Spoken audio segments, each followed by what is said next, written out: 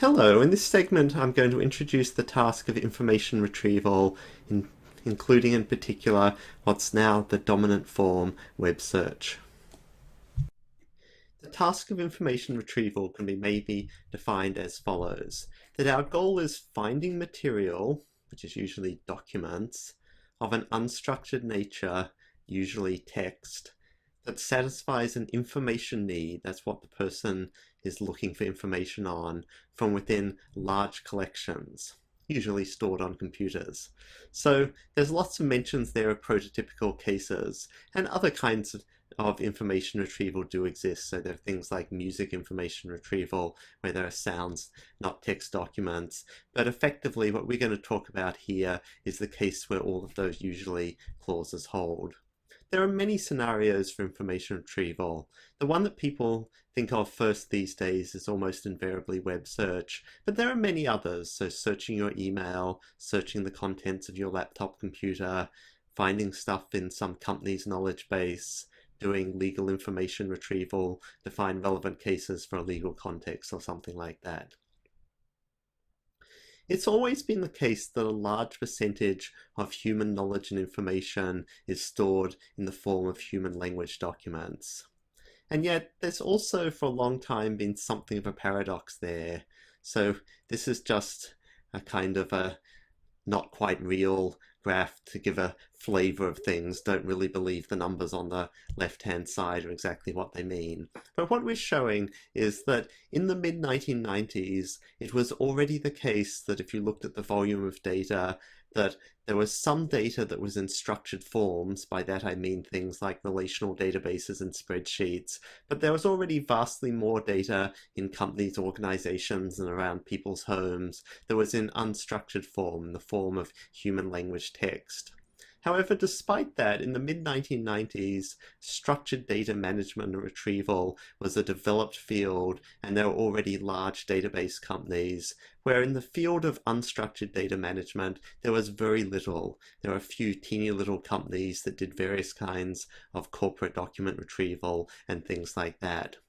That situation just completely changed around the turn of the millennium. So if we look today, the situation is like this. So the data volumes have gotten larger on both sides, but in particular, they've gotten larger on the unstructured side with the massive outpouring of blogs, tweets, forums, and all those other places that now store massive amounts of information. But there's also then been a turnaround on the corporate side. So now we have huge companies that are addressing the problems of unstructured information retrieval, such as the major web search giants. So let's start and just say a little bit about what is the basic framework of doing information retrieval. So we start off by assuming that we've got a collection of documents over which we're going to do retrieval.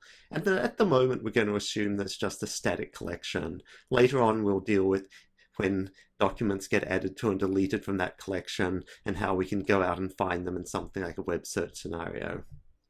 Then our goal is to retrieve documents that are relevant to the user's information need and helps the user complete a task. Let me go through that once more a little bit more slowly with this picture. So at the start, what we have is that the user has some task that they want to perform. Let's take a concrete example. Suppose what I want to do is get rid of the mice that are in my garage, and I'm the kind of person that doesn't really want to kill them with poison. So that's my user task that I want to achieve. And so to achieve that task, I feel that I need more information. And so this is the information need. I want to know about getting rid of mice without killing them. This information need is the thing with respect to which we assess an information retrieval system. But we can't just take someone's information need and stick it straight into a computer. So what we have to do to be able to stick it into a computer is to translate the information need into something that goes into the search box.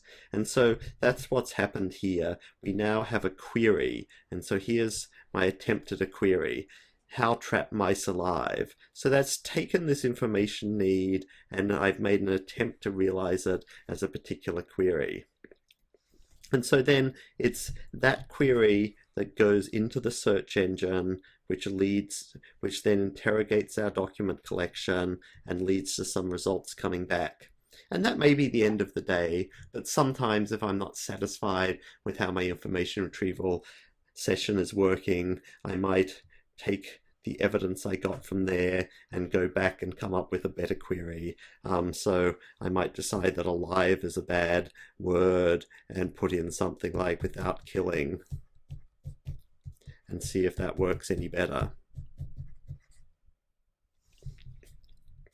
Okay, what can go wrong here? Well, there are a couple of stages of interpretation here. So first of all, there was my initial task, and I made some decisions as to what kind of information need I had. It could be that I got something wrong there, so I could have misconceptions. So maybe in getting rid of mice, the most important issue is not whether or not I kill them, but whether I do it humanely. But we're not going to deal with that issue so much. What we're more interested in here is the translation between the information need and the query. And there are lots of ways in which that can go wrong in misformulation of the query. So I might choose the wrong words to express the query. I might make use of query search operators like inverted commas, which might have a good or a bad effect on how the query actually works. And so those are choices in my query formulation, which aren't altering my information need whatsoever. That's important when we talk about how to evaluate information retrieval systems. That's a topic we'll say more about later, but let me just give you the first rough sense of this because we'll need it for everything that we do. So whenever we make a query to an information retrieval system, we're going to get some documents back and we want to know whether the results are good. And the very basic way in which we're going to see whether they are good is as follows. We're going to think of two measures which are complementary, one of which is precision. So precision is the fraction of the retrieved documents of the system that are relevant to the user's information needs. So that's whether when you look at the results, it seems like 1 document in 10 is relevant to the information need you have, or whether 7 documents in 10 are. That's assessing whether the mix of stuff you're getting back has a lot of bad results in it. The complementary measure is the one of recall. Recall is measuring how much of the good information that's in the document collection is the system succeeding in finding for you. Right? The fraction of relevant docs in the collection that are retrieved.